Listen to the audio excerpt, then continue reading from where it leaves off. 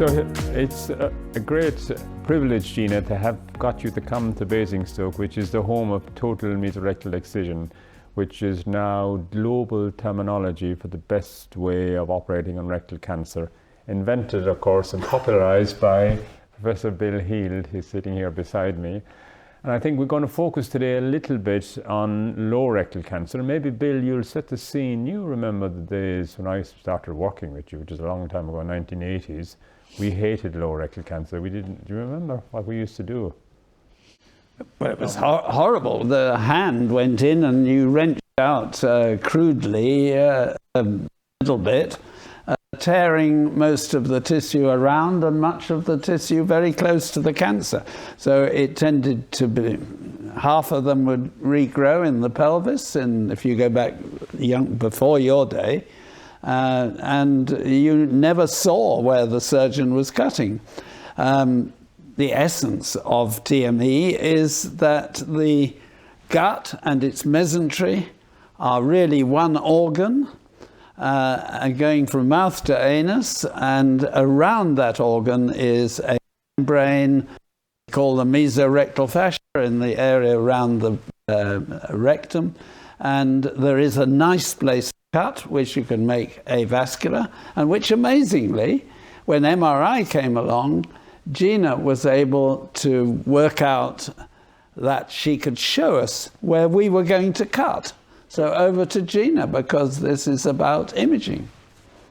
So one of the things that was very clear from MRI is that we could see the mesorectal fascia.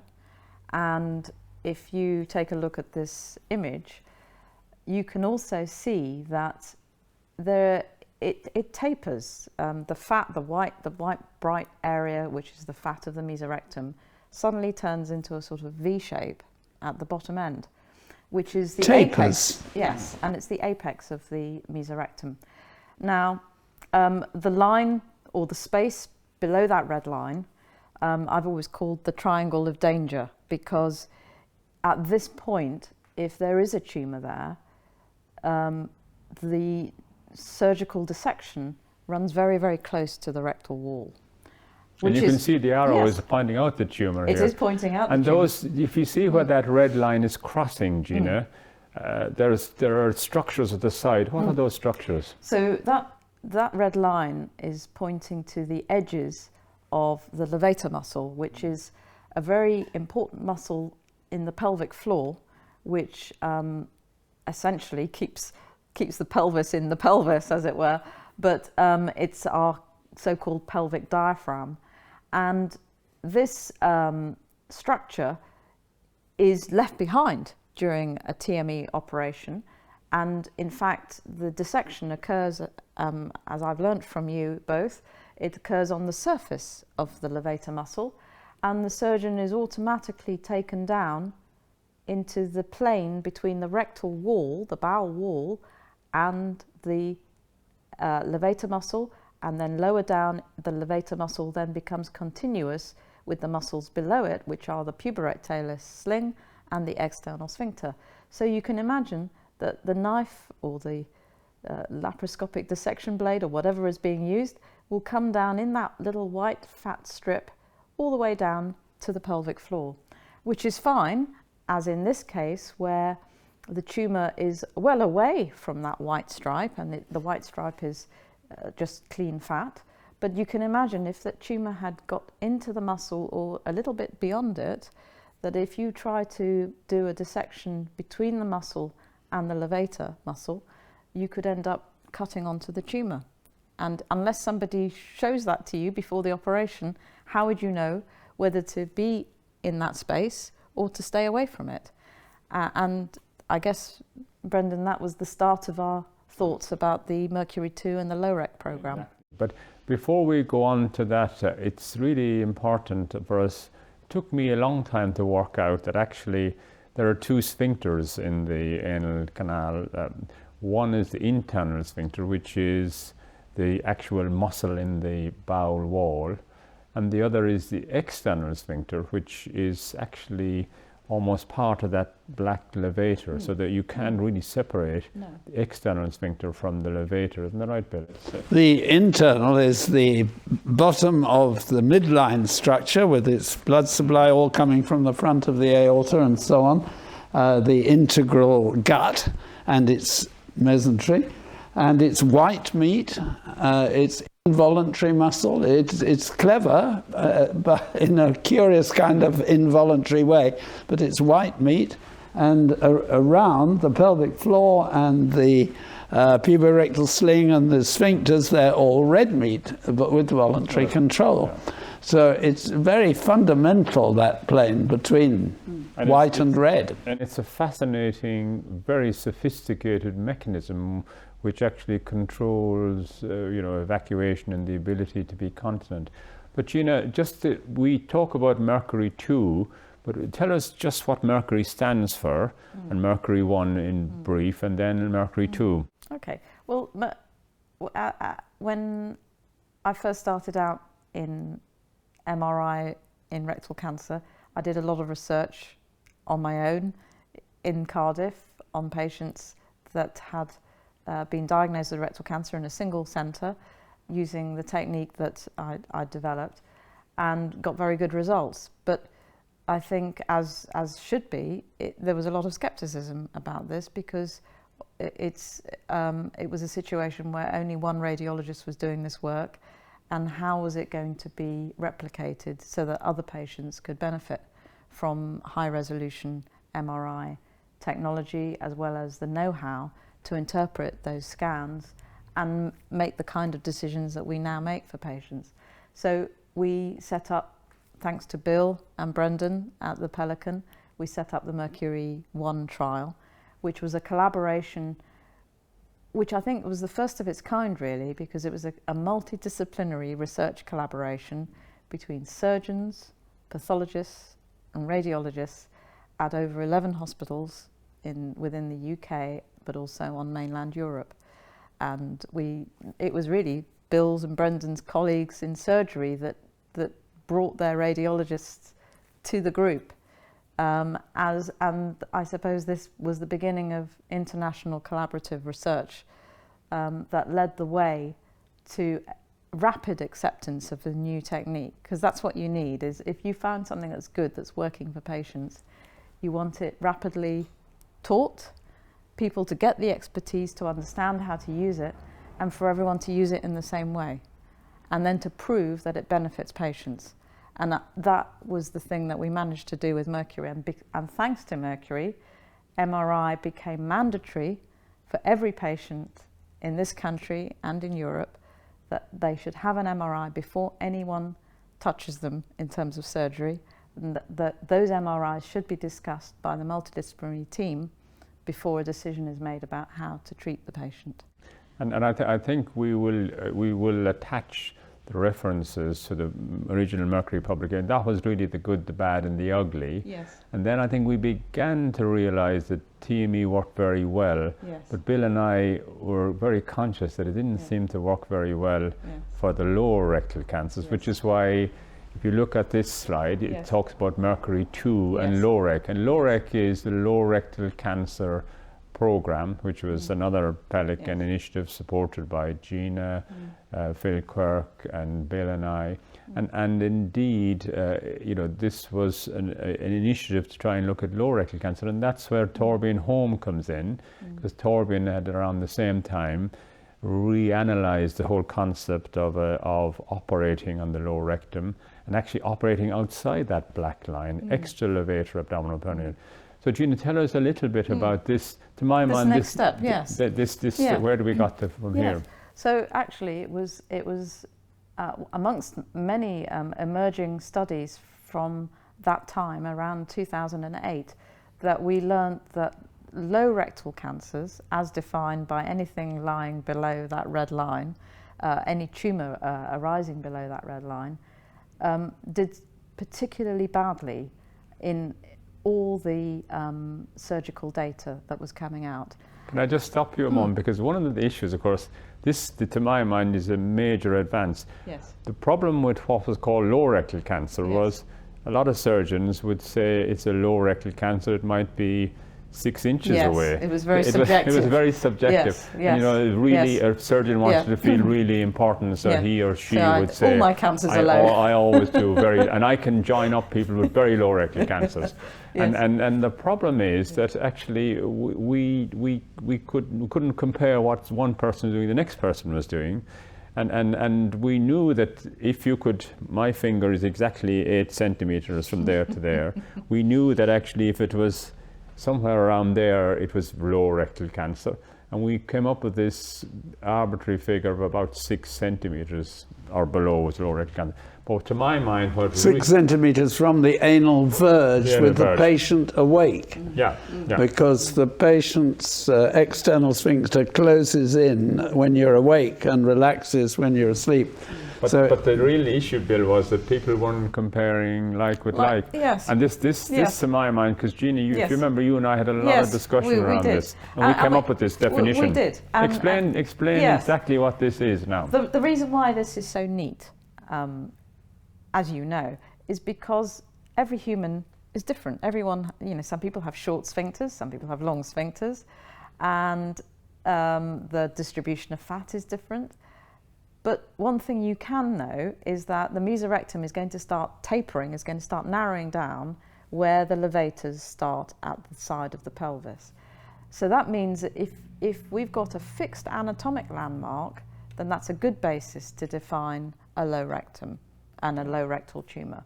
So that meant that we could objectively define patients as being in that category using this assessment.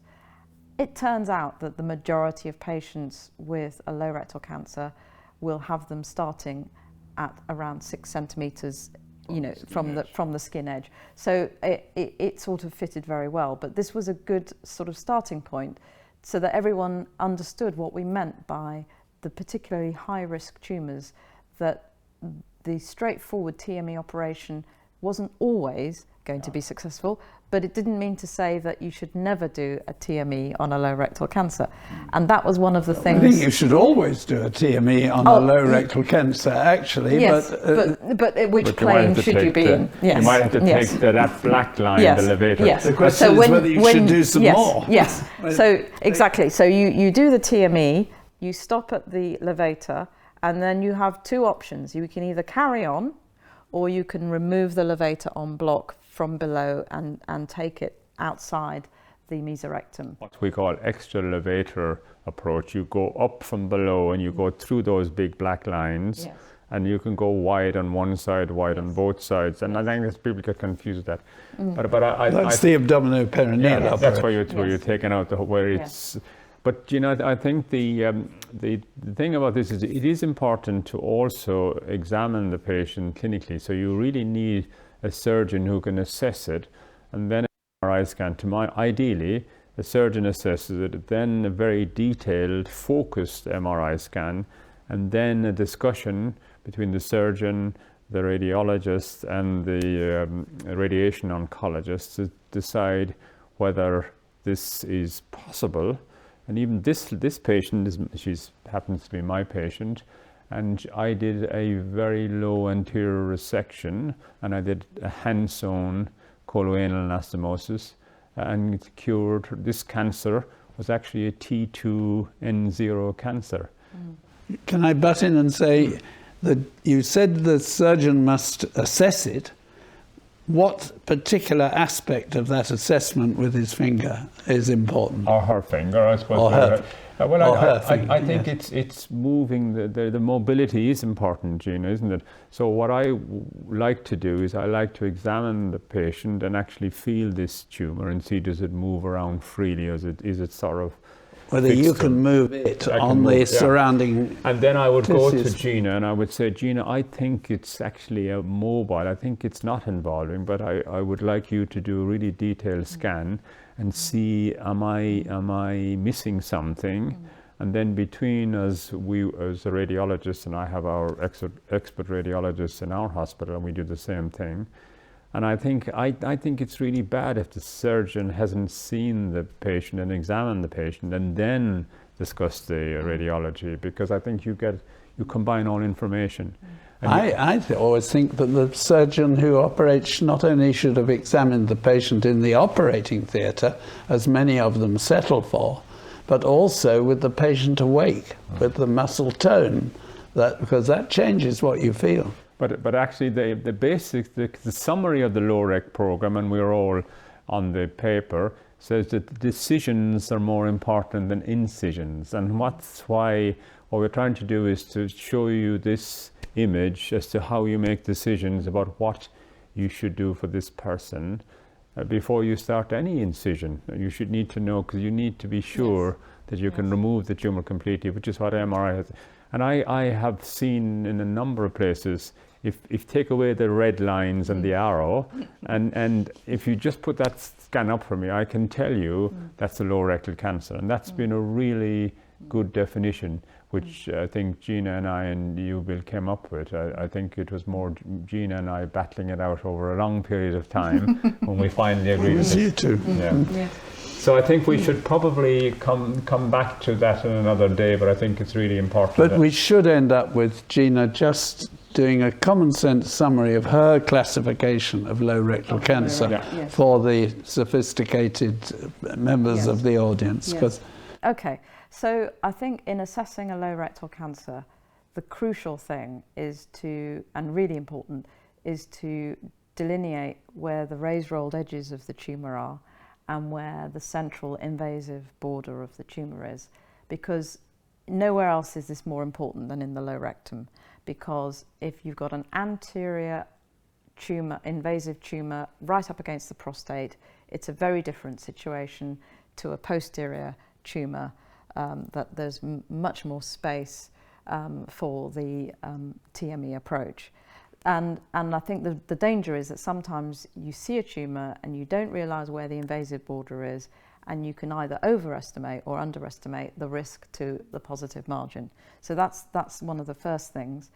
Having assessed and seen the raised rolled edges, you measure those to the top of the puborectalis sling, because that then gives Bill and Brendan and other colorectal surgeons an idea of how much space they have between the advancing lower edge of the tumour and where they might want to do the anastomotic suture line.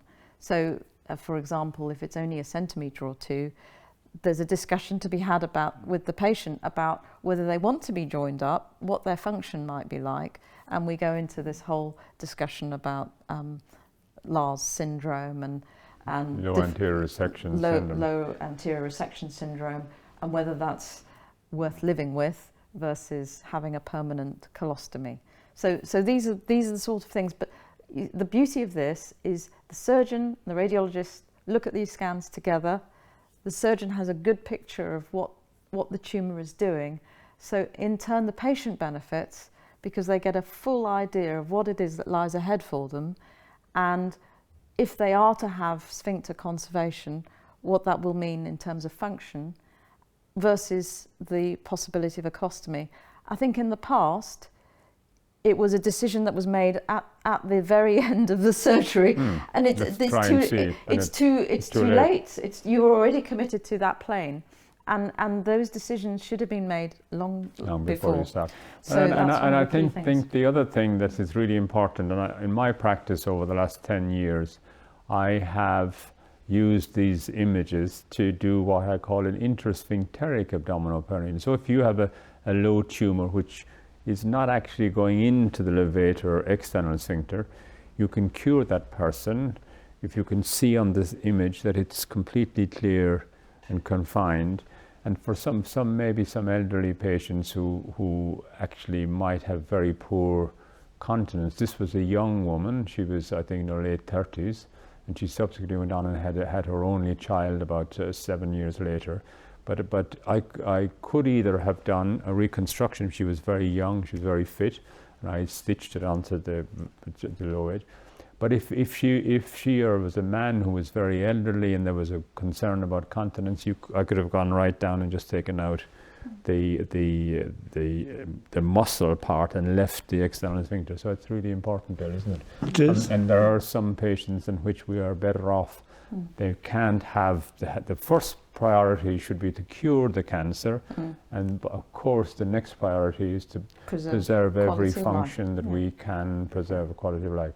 So I think that's really very important. So we will attach to this a list of the references that you can look at, the Mercury 1, the Mercury 2, and the LOREC paper, and you can look at some of these things that we have focused on in these topics, haven't we, Bill, down through the years?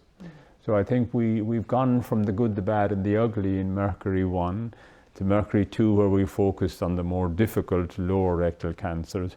And to my mind, one of the best things that we did was to actually make a picture. And we can also look back later on, Gina. That's the other thing. When you get the pathology, you look back at the MRI and say, did we do something? Did we do the right thing? Yes. And 5 years later, you can look back and say, did we do the right thing? And that's how we improve.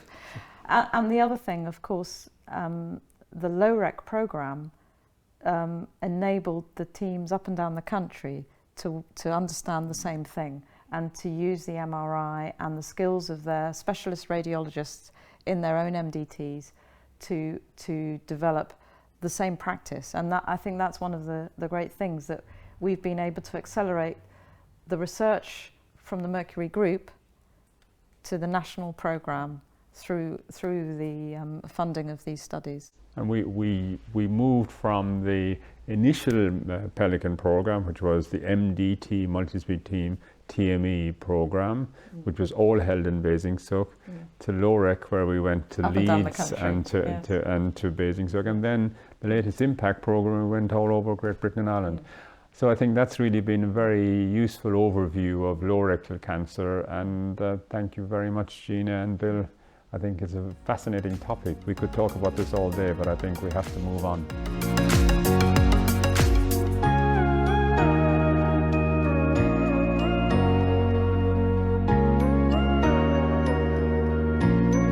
You can find a whole series of videos and links to our series of discussions around rectal cancer at this address. And if you have any suggestions what we might cover, please let us know. Thank you very much for joining us.